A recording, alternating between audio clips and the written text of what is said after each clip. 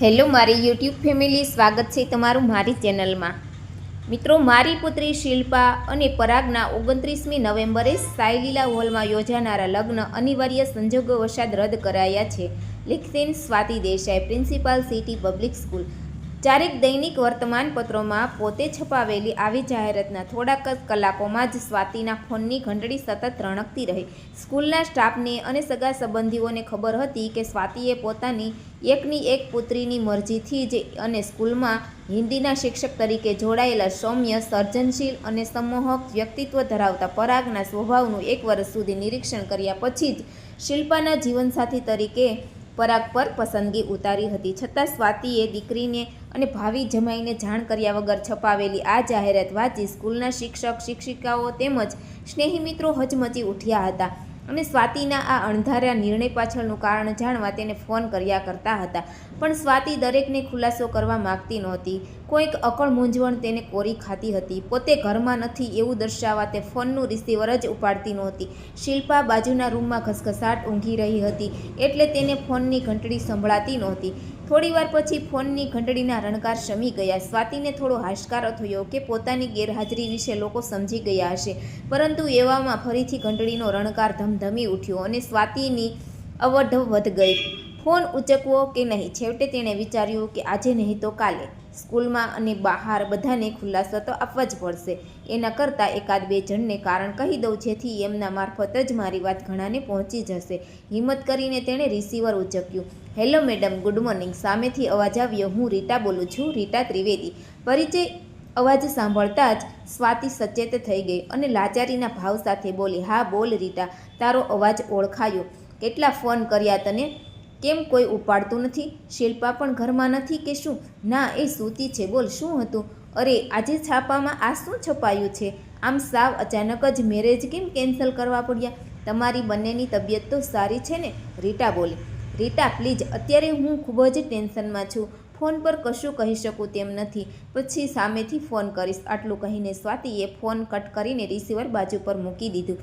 થોડીવારે શિલ્પા જાગ્યું તો ઉઠતા વેત પરેશાન ન થાય એવા ઈરાદાથી સ્વાતિએ ન્યૂઝપેપર છુપાવી દીધું અને બાલ્કનીમાં જઈને ખુરશી પર ઊંઘવાનો ડોળ કરીને પડી રહી। સ્વાતિની સ્કૂલમાં 12 મહિના પહેલાં હિન્દીના શિક્ષક તરીકે પરાગની નિમણૂક થઈ હતી। તેણે હિન્દીમાં MA કર્યું હતું અને BEd થયો હોવાથી સાથોસાથ હિન્દીના એક સુપ્રસિદ્ધ નવલકથાકાર પર PhD કરી રહ્યો હતો। તે ખૂબ જ ઉત્સાહી, વિવેકી અને આકર્ષક વ્યક્તિત્વ ધરાવતો હતો। એકાદ મહિનામાં જ તે વિદ્યાર્થીઓમાં અને ખાસ કરીને લેડીઝ ટીચરમાં લોકપ્રિય બની ગયો હતો।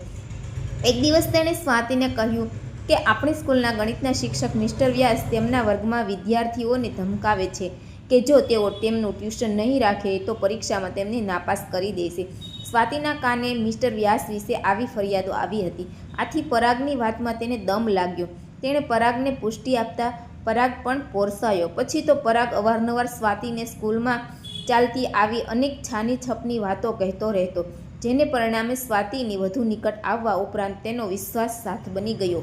બંને વચ્ચેની નિકટતાને લીધે કેટલાક ડંખીલા શિક્ષકોની નજરોમાં પરાગ જાણે સ્વાતિનો સમજો અને જાસૂસ બની ગયો હતો, પરંતુ પરાગ પોતાના વિષયના પ્રામાણિક અને કર્તવ્યનિષ્ઠ હતો। તેની ભણાવવાની રીતથી વિદ્યાર્થીઓ સંતુષ્ટ અને પ્રભાવિત હતા। તેના સહકારી વલણથી સ્કૂલમાં ઘણો સુધારો આવી ગયો હતો। તેના સાનિધ્યને કારણે સ્વાતિ છૂટાછેડા પછીની પોતાની અંગત અને એકલતાસભર જિંદગીમાં સલામતી મહેસૂસ કરતી હતી। પતિથી વિખૂટી પડ્યા પછી સ્વાતિની દુનિયા તેની એકમાત્ર પુત્રી શિલ્પામાં સમેટાઈ ગઈ હતી। આને કારણે શિલ્પા પણ અંતર્મુખ બની ગઈ હતી, પરંતુ પરાગના પરિચય અને નિકટતાથી સ્વાતિનું ઘર પણ ખુશીઓની ખુશ્બુથી મહેકી ઉઠ્યું હતું। પહેલીવાર જ્યારે તે ઘરે આવ્યો ત્યારે શિલ્પાને જોતા વેત બોલી ઉઠ્યો, મેડમ, તમે મને ક્યારેય કહ્યું નહીં કે તમારી એક નાની બહેન પણ છે। એ મારી બહેન નહીં, દીકરી છે। સ્વાતિ ખડખડાટ હસતા બોલી। પરાગ વિસ્મયની નજરે ઘડીક સ્વાતિ સામે તો ઘડીક શિલ્પા સામે જોતો હતો।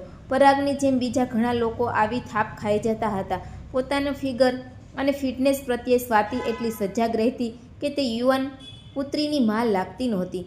ધીમે ધીમે સ્વાતિના ઘરમાં પરાગની અવરજવર વધતી ગઈ। તેના સરળ અને મિલનસાર સ્વભાવે મા દીકરીના મન જીતી લીધા હતા।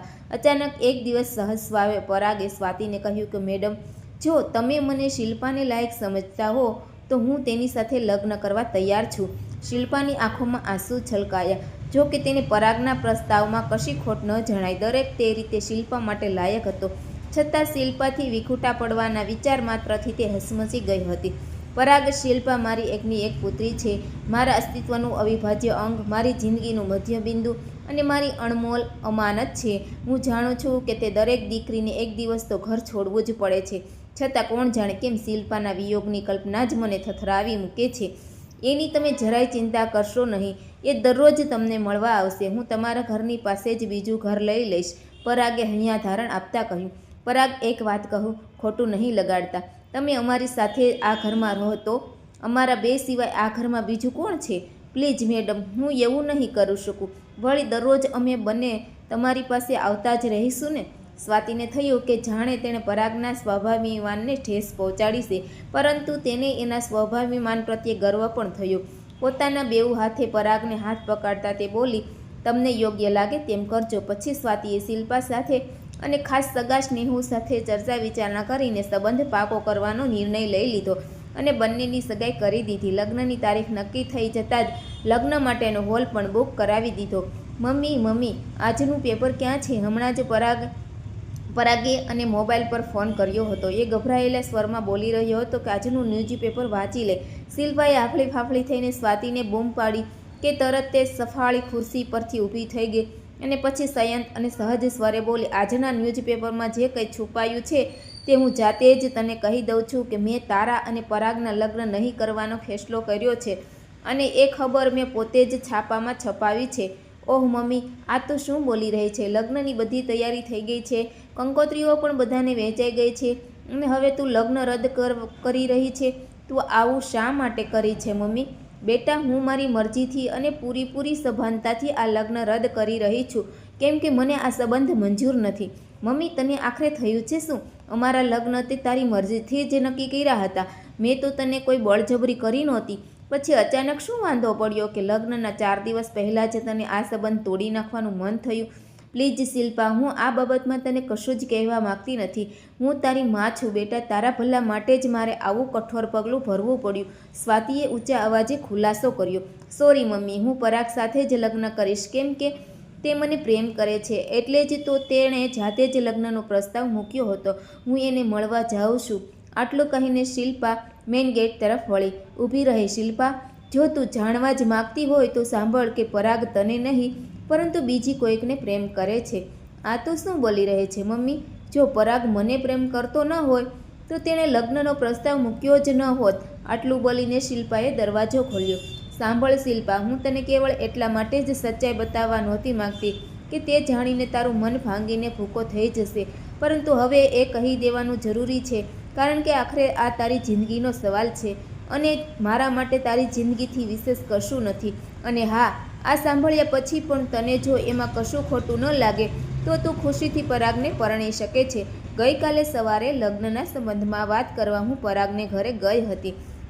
તેના ઘરના દરવાજે જ તેની કામવાળી મને મળી ગઈ. તેણે કહ્યું કે સાહેબ કસરત કરવા માટે ટેરેસ પર ગયા છે, કોઈ મળવા આવે તો ડ્રોઈંગ રૂમમાં બેસાડવાનું કહ્યું છે. હું ડ્રોઈંગ રૂમમાં બેઠી. સામેના ટેબલ પર ફોન જોઈને મને થયું કે સ્કૂલમાં મોડી આવીશ એમ કહી દઉં, પણ મેં જેનું રિસીવર કાને માંડ્યું તો મને પરાગનો અવાજ સંભળાયો.